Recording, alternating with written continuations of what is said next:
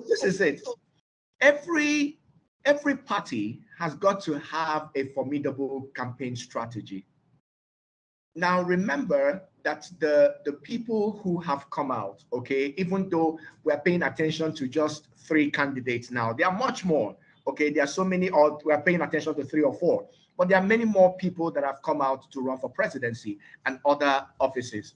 Now, every party is supposed to have its campaign strategy.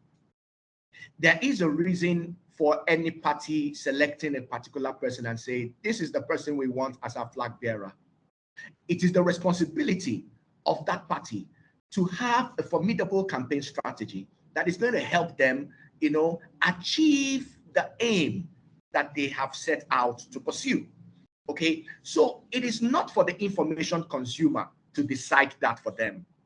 If they spend more time answering to what you might call, I want to borrow the word you used, attacks, okay, or trying to defend themselves or trying to prove that they are good enough without having to pay attention to some of the things that they want to do when they come into office.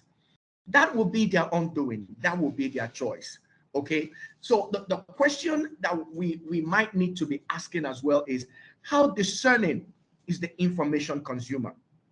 What is the information consumer interested in? What information does he want? What is he looking out for?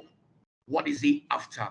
What kind of leader is the information consumer looking for? You see, if the information consumer does not have a parameter that he uses to measure who his or her leader should be, then all the information will just be coming. And at the end of the day, maybe they will have to depend on their imam or their pastor or the opinion leader in their community or one of their uncles or their parents or their boss in the office to make that choice for them. But it will not be the fault of the political party. This is the responsibility of the information consumer. So how informed are we? How knowledgeable are we? And even in situations where the people that are disseminating information in the spirit of campaign share information, there are some things I know that a president cannot do, maybe because of how informed I am or what I know about politics. There are some things I know that a member of the House of Representatives or a member of the Senate cannot do. And so when you come to me making the promises of going to build roads and all of that, I'm going to ask myself, is that your responsibility? It is my responsibility to ask, because I am the information consumer, and whatever it is that is being shared with me is going to form basis of the decision that I'm going to make ahead of the elections. So as to whether or not it's going to affect the people, it is for the consumer to decide. And if the consumer is going to decide that, then he needs to know how to measure who his leader should be. And it's interesting that you asked this question at this point of the conversation, because that is one of the recommendations that I was hoping to make, that maybe the focus should also be on the information consumer and the information or the data that is available to him in terms of what parameters should be used to measure who is competent to be a president or a parliamentarian or a local government chairman or any of those things, But as for the parties, if they feel that this is their focus and this is what they should campaign about, I don't think it's for us to advise them on what to do. It's going to be either their undoing or their success. Yeah, thank you. But before I go to Doctor, I would like to ask you this. You just like the way you draw your conclusion now, that the attention should also be shifted to the information consumer, that's the electorate. So do you think perhaps we would need institutions, individuals, organizations to come up with active political education? Let me put it that way. Yeah. So, and what's your take on that?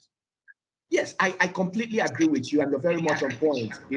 Voter education, it's very, very important at this point, okay? And stakeholders need to do that more.